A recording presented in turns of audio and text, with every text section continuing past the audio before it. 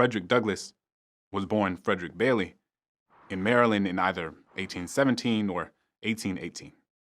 His mother was an enslaved woman, and his father was a white man rumored to have been his mother's enslaver. He saw very little of his mother as a child because she lived on a different plantation 12 miles away. Douglass's mother died when he was only 7 years old, and he was raised by his grandmother. Family separation was one of the most horrific parts of enslavement, and it was not uncommon for enslaved children to be split apart from their parents, even at an early age. Frederick Douglass was an American social reformer, abolitionist, orator, writer, and statesman. After escaping from slavery in Maryland, he became a national leader of the abolitionist movement in Massachusetts and New York, becoming famous for his oratory and incisive anti-slavery writings. Accordingly, he was described by abolitionists in his time as a living counterexample to slaveholders' arguments that slaves lacked the intellectual capacity to function as independent American citizens. As you can see, they were definitely proven wrong. Northerners at the time found it hard to believe that such a great orator had once been a slave. It was in response to this disbelief Douglass wrote 3 autobiographies describing his experiences as a slave in his narrative of the life of Frederick Douglass. An American Slave, 1845, which became bestseller and was influential in promoting the cause of abolition, as was his second book, My Bondage and My Freedom, 1855. Following the Civil War, Douglass was inactive for the rights of freed slaves and wrote his last autobiography, Life and Times of Frederick Douglass, first published in 1881 and then revised in 1892, 3 years before his death. The book covers his life up to those dates. Douglass also actively supported women's suffrage, and he held several public offices. Without his permission, Douglass became the first African American nominated for Vice President of the United States as the running mate of Victoria Woodhull on the Equal Rights Party ticket. Douglass believed in a dialogue and in making alliances across racial and ideological divides, as well as in the liberal values of the United States Constitution, when radical abolitionists, under the motto "No Union with Slaveholders," criticized Douglass's willingness to engage in dialogue with slave owners. He replied, "I would unite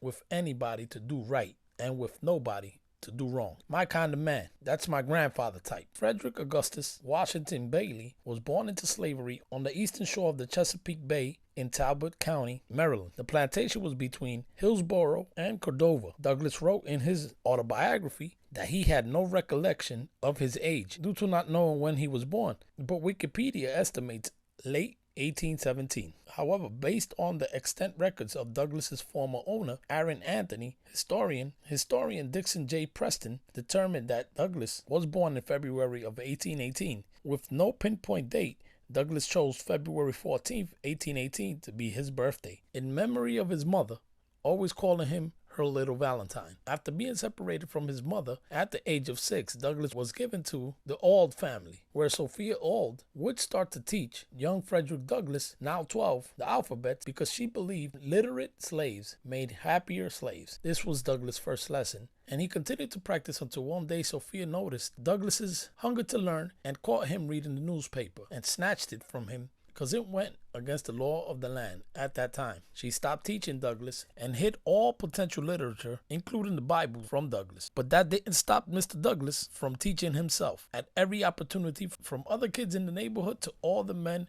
who would leave books, papers all around in parks and all around the workplace in Baltimore. On September 3rd, 1838, Douglass successfully escaped by boarding a northbound train of the Philadelphia, Wilmington, and Baltimore Railroad. Douglass reached Havre de Grace, Maryland, in Hartford County, in the northeast corner of the state near Chesapeake Bay. There he reunited with the love of his life, a free black woman named Anna Murray, who provided the plan and a sailor's uniform and half of her savings to purchase the train ticket all the way to Baltimore. Wow, that's really love. To bet on Douglass like that in that time. Let's continue. Editor, roll clips and give us more information on Frederick Douglass. Fair use. When Douglass was a child, the wife of one of his enslavers, Sophia Auld, began teaching him the alphabet and a few short words. This began to open up the world to young Frederick, whose blooming literacy allowed him to see the world in a new way. But soon, Sophia's husband, Hugh, put a stop to these lessons by telling his wife that, quote, if you teach him how to read, there would be no keeping him. It would forever unfit him to be a slave. But Douglass did learn to read, and he later went on to hold secret meetings to teach other enslaved people how to read as well. In Narrative of the Life of Frederick Douglass, the first of his 3 memoirs, Douglass discussed a man named Edward Covey. Covey was what was known as a slave breaker, known for breaking unruly enslaved people who presented problems to the planters. And Covey was notoriously ruthless. In early 1833, Douglass was rented out to Covey and for months was subjected to unrelenting abuse. On September 15, 1838, Douglass married a free black woman named Anna Murray. We know Frederick Douglass to be one of the most famous and influential figures in American history. But the lesser-known Anna played an important role in helping Douglass escape to freedom in the first place, and also took on the burden of financially supporting their family before Douglass's career as an orator paid the bills. Douglass had already desperately wanted freedom, but meeting and falling in love with a woman who herself was free only reaffirmed that desire. He borrowed papers and a sailor's uniform for a disguise. His journey required him to hop on a moving train, avoid anyone who may have recognized him, and take a detour by ferry, all to get him from Baltimore to New York within a day. Douglass later wrote of arriving in New York City, quote, a new world had opened upon me. If life is more than breath and the quick round of blood, I lived more in one day than in a year of my slave life. After the war, Douglass continued to travel, making speeches, writing essays, and revising his earlier books. Douglass served multiple political appointments in the post-war years, including president of the Freedmen Savings Bank, United States Marshal for the District of Columbia, and minister resident and consul general to the Republic of Haiti. He also started a new newspaper, the New National Era. My man stayed busy. There's so much to say about Frederick Douglass and not nearly enough time. I will say that if you haven't spent much time with his writing, you absolutely should. All about what it protects. Now, some people may wonder about the final box, the ammunition box, or the cartridge box, whether or not it's necessary anymore. And of course, I think our founding fathers understood that the right to keep and bear arms is an essential component to being a full-blown citizen. It is an essential component to function as a last resort to resisting tyranny and ensuring human freedom and liberty. That's why the Founding Fathers specifically included the text of the Second Amendment in the Constitution to permanently protect the right for all Americans. Frederick Douglass in the 19th century certainly understood this too when he said that without the cartridge box and the other boxes, no class of people could live and flourish in this country.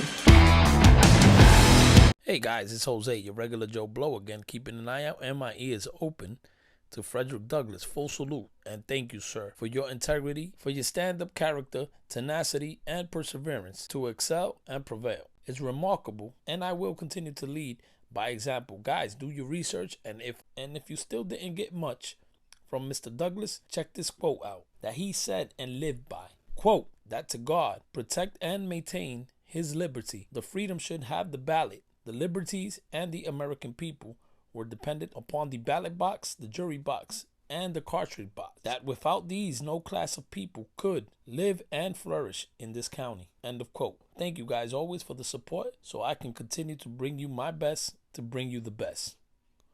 Stay free. It ain't hard to tell. I excel, then